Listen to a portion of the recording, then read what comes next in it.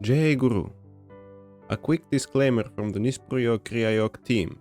Apologies for our limited production quality, as we are still working out the ins and outs of our content creation. You may notice that the video quality is poor, but try to keep that aside, and instead just listen to what Swamiji has to say. Our main motive is to spread our Guruji's word, so that is why we have started working on these videos to the best of our ability with the resources available to us. And if you understand what our Guruji has to say and it resonates within you, please don't hesitate to share this video with your friends so that they could also have the chance to hear his sacred teachings. And of course, don't forget to like, subscribe, and comment on this video for future content you would like to see on our channel on Kriya Yoga meditation. This was the Nispruyo Kriya Yoga team. Please enjoy the video. Hari Om. शरीर का system ऐसा है ना कि आप उसको जो adapt करवा दो वो चीज को एडाप्ट कर लेता है। वो जैसी आदत आप एडाप्ट करवा दो वो आदत को एडाप्ट कर लेता है। तो इसलिए कहते हैं ना, शरीर को अच्छी अच्छी चीजों को एडाप्ट करो, अच्छी अच्छी चीजों को, अच्छे अच्छे नियमों को उसको लगाओ। जब आप उसको नियमों में बांध दोगे, ये सारे नियम, सारे सिद्धांत, ये सब शरीर के लिए। मैं बार बार कहता हूं कि आप इसको भी समझ लो साथ साथ कि ये सब किस लिए है, कि त्रिगुणात्मक मई है सृष्टि, 3 गुणों से मिलकर के बनी है, सतोगुण, रजोगुण और तमोगुण। तो कब क्या चीज आप पे हावी हो जाएगी पता ही नहीं चलेगा। फिर उसी से आप 3 गुण हैं, वही 3 गुण अंदर जाके वात, पित्त, कफ, पिंगला पिंगला सुषुम्ना, है ना। तो इस तरह से वो कब कहाँ क्या विकार आएगा, क्या चीज घुस जाएगी, समझ में नहीं आएगा। तो इसलिए ये सारे नियम, कुछ भी, कोई भी अच्छे से नियम बनाओ। जीवन में कुछ सिद्धांत होना चाहिए। अगर आपके जीवन में सिद्धांत ही नहीं है तो हमारा जीवन एक पशु से ज्यादा नहीं है, कुछ भी नहीं है। क्योंकि जो वो कर रहे हैं वही सब हम भी कर रहे हैं। आप चिड़िया को देख लो, है ना, समुद्र के जीवों को देख लो, मेंढक को देख लो, कछुए को देख लो, चूहे को देख लो, कोई भी जीव जंतु, कोई भी जानवर का आप डिस्कवरी चैनल पे देखते नहीं हो कि उसकी पूरी जीवन शैली बताते हैं, किस तरह से चींटी घर बनाती है, कॉलोनी बनाती है, मधुमक्खी की कैसी जीवन शैली है, वो रानी मक्खी होती है, उसमें श्रमिक कैसे होते हैं, कैसे पराग लाते हैं, सब आप देखो ना, सब कुछ। तो हम में और उनमें अगर जीवन में सिद्धांत नहीं है और परमात्मा की राह पर नहीं चले, मुक्ति के मार्ग पर नहीं चलेंगे, तो उनके जीवन और हमारे जीवन में कोई अंतर नहीं है। वो पराग कण इकट्ठा करते हैं, हम सोना चांदी इकट्ठा करते हैं, और वो उसके लिए फाइट करते हैं, डंक मारते हैं, उसका शहद बनाते हैं, शहद, वो सब सारी चीजें जो होती है उसके लिए डंक मारते हैं। आप किसके लिए झगड़ा करते हो, सोचो जरा।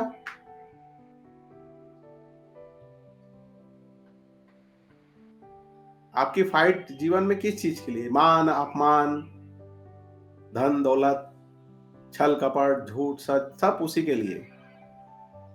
चींटियां भी एक कोई कीड़ा पालती है, फिर वो जैसे आप गाय पालते हो ऐसी चींटियां भी कोई कीड़ा पालती है, फिर उसका उपयोग करती है। कोकून को देख लो, कोकून रेशम का कीड़ा, उसका पूरा जीवन चक्र आप देख लो। तो ये सब जगत है, जगत ऐसे अलग अलग रूपों में भासता है, लेकिन इसको जैसे ही आप परमात्मा की तरफ मोड़ देते हो ना जीवन को, तो उसका तत्व ज्ञान हो जाता है। जो तत्व ज्ञान किताब पढ़ करके नहीं होता है, दिमाग लगाने से वो तत्व ज्ञान नहीं होता है, वो साधना और कृपा, ये गांठ बांध लो। और जब जब आप गुरु को शरीर समझोगे, तब तब आपका भाव कमजोर होता है, क्योंकि फिर आप शरीर समझते हो ना, माता पिता को, गुरु को शरीर समझते हो, तो वो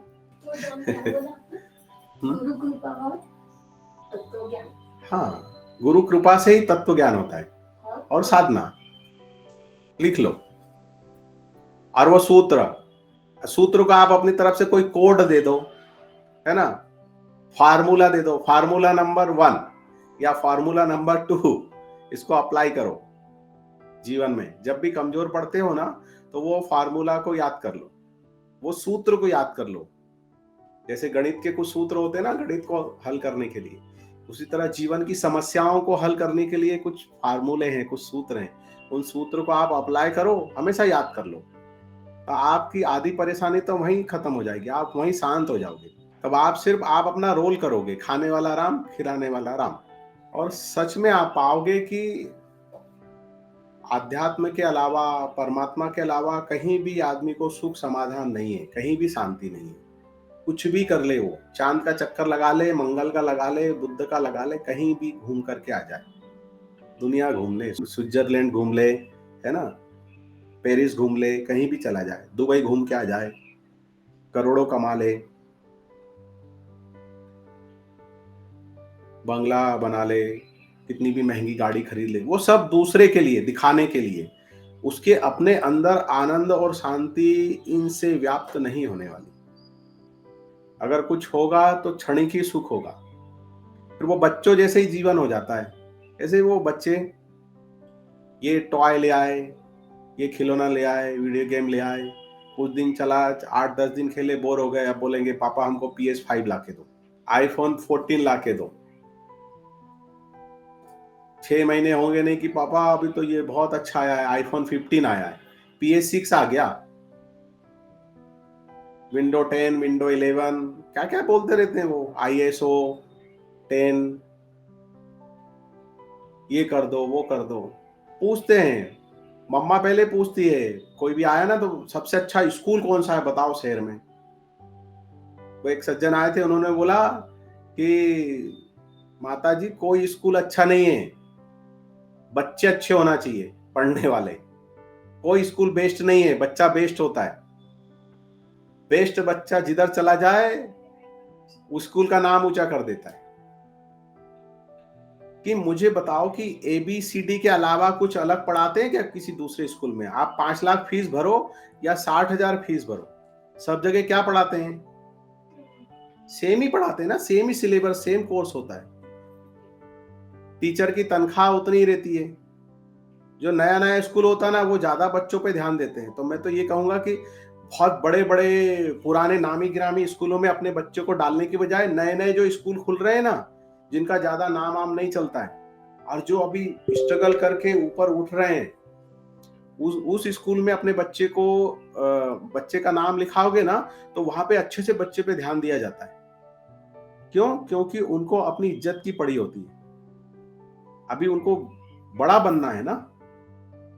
और जो पुराने स्कूल हैं वो क्या करते हैं, फीस ले लेते हैं, उनमें एटीट्यूड आ जाता है। बस वाला तुम्हारे गेट तक भी अपने बच्चे को नहीं छोड़ेगा, बोलेगा फलाने चौक पे आना। अब तुम उसको 12,000, 18,000, 20,000 दे रहे हो, और वो बस वाला स्कूल, आप स्कूल में बोले जा, नहीं नहीं हमारी बस तो यहीं तक जाती है, आप अपने बच्चे को यहीं छोड़ने आओ। पेरेंट्स मीटिंग में टीचर अपनी बात बोलेगा, मीटिंग खत्म, पेरेंट्स की सुनी ही नहीं जाएगी। लेकिन आप छोटे मोटे स्कूलों में, जो नए नए स्कूल बन रहे हैं, उनमें डालोगे ना, पेरेंट्स की भी बात सुनेंगे। वो सीख रहे हैं, लर्न कर रहे हैं, उनको अपनी स्कूल को बड़ा करना है। वो गेट के अंदर तक उनकी बस और वैन छोड़ने के लिए आएगी। ये कड़वा सच है। बड़ी स्कूलों के टीचरों में बड़ा एटीट्यूड होता है। छोटे स्कूल के जो टीचर होते हैं ना, आप जाओगे तो आप हाथ जोड़ोगे तो वो भी हाथ जोड़ के आपको नमस्ते करेंगे। ऐसी अब मैं नाम नहीं लूंगा, ऐसी एक दुकान का उदाहरण है, पूना का, बहुत फेमस दुकान हो गई है उसकी, कोई मिठाई फेमस हो गई है। अब वो मिठाई नहीं, नमकीन चीज है, मैं मीठा बोल रहा हूँ। तो वो फेमस हो गई है। वहां पे गए, उन्होंने ऑर्डर दिया, कितने 20-25 डब्बों का ऑर्डर दिया, 20-25 किलो। सामने वाले ने तोल के दे दी। अब थैली ले जाना भूल गए। अब पहले तो प्लास्टिक के बैग में देते थे ना, तो थैली ले जाना भूल गए। तो वो बोले थैली नहीं है, तो बोले वो ऐसा दिखाया, वो बोर्ड पढ़ो, यहाँ पढ़ा नहीं क्या आपने, यहाँ लिखा है साथ में थैली लाइए। तो बोला मैं 25 किलोमीटर 30 किलोमीटर जाके मैं थैली लाऊंगा, उससे अच्छा आप कोई अरेंजमेंट कर दीजिए। नहीं नहीं, यहाँ कोई थैली वेली नहीं है, रूड बिल्कुल, बात करने का तरीका, कोई थैली वेली नहीं है। तो फिर अगले को गुस्सा आएगा ना। अरे जब हम लाखों करोड़ों का टर्नओवर है, बिजनेस है, हमारा नाम चलता है, विदेश में तक हमारी मिठाई नमकीन जाता है, तो हम क्या कपड़े की थैली नहीं रख सकते? ठीक है, उसके चार्ज ले लेना भाई, बोला कि थैली आप अरेंज करवा दो, आप उसके चार्ज ले लेना। नहीं नहीं, कोई थैली वेली नहीं है, घर से थैली लाओ तब देना। तो इन्होंने भी गुस्से में सब दे दिया कि रखो, नहीं चाहिए, और उन्होंने भी बड़े प्यार से हाँ ठीक है रख लिया, सब पैसे वापस। तो आप बताओ ये चीज कितने दिन चलने वाली है? ऐसा व्यवहार नहीं होना चाहिए। पता है मेरे गुरुजी का, गुरुजी के गुरुजी का, दादा गुरु का, वो गुरुजी बताते थे कि अभी कई उनके पास में बहुत दूर दूर से कोई आते थे। अगर कोई रात को 2 बजे भी पहुंचा ना, तो उनके आश्रम के दरवाजे खुले रहते थे, कोई भी चला जाए। तो उनसे पूछते थे दादा गुरु से कि गुरुजी आपने आश्रम के कोई नियम नहीं बनाए कि भाई आने से मिलने का समय इतने बजे से इतने बजे तक, भोजन का इतने बजे से इतने बजे तक समय? कोई आश्रम में, उनके आश्रम में कोई नियम नहीं था। यही सबसे बड़ा नियम था कि कोई नियम नहीं। पूछा किसी ने कि गुरुजी ऐसा क्यों? कभी भी आप, भाई बाकी लोगों को भी तकलीफ होती है ना, कोई भी कभी भी आएगा, दरवाजा खटखटाएगा।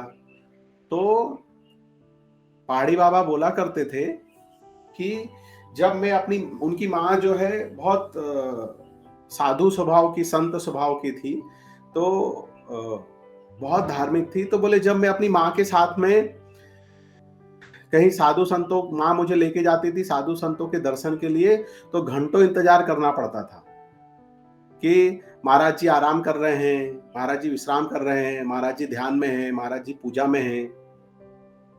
घंटों विश्राम करने के बाद फिर दर्शन होता था। तो मुझे वो याद आता है।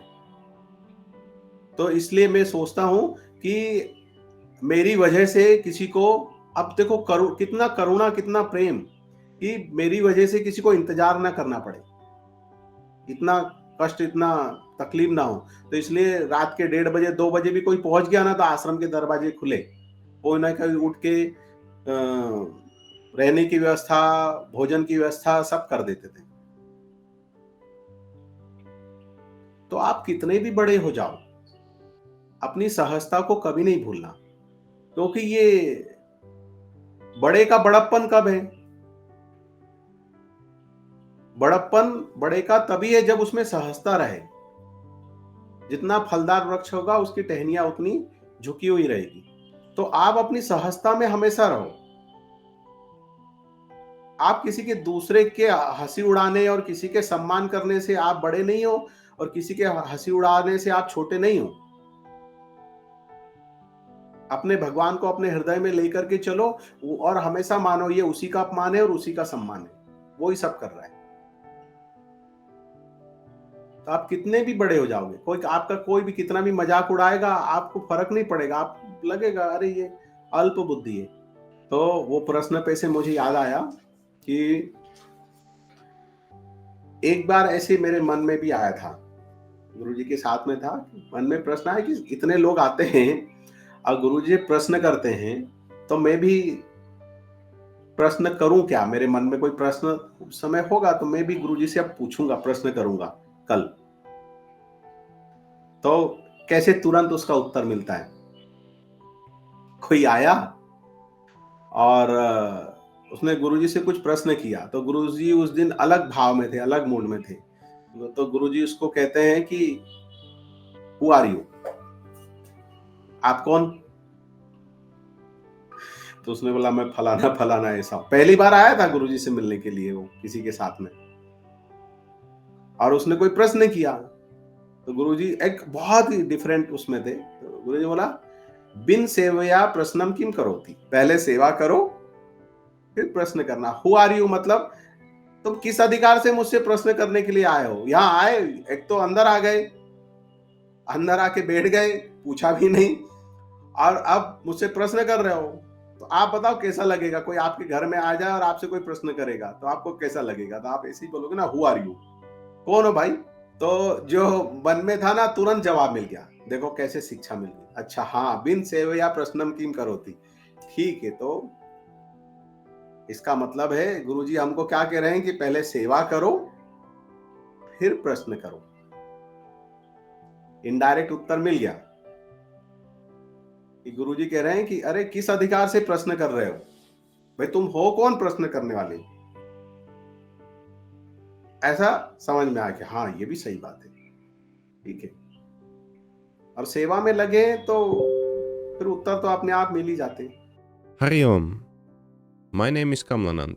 Greetings from the Nispuryo Kriya Yoga team. We hope you enjoyed this video on our Guruji's lecture, as we enjoyed bringing it to you. We have just started out making these videos, so if you have any feedback on what we could do better, please leave it in the comment section below or send it to our email. If you would like to be initiated into Kriya Yoga or to meet with our Guruji, you can find our contact detail in the description below. And of course, don't forget to like, subscribe and share this video with your friends and family, so that they can also have the chance on hearing our Guruji's sacred teachings. And if you would like any questions answered, please leave them in the comment section below and we will do our best to answer them there. Thank you for your time. This was the Nispuryo Kriya Yoga team. Jai Guru. Hari Om.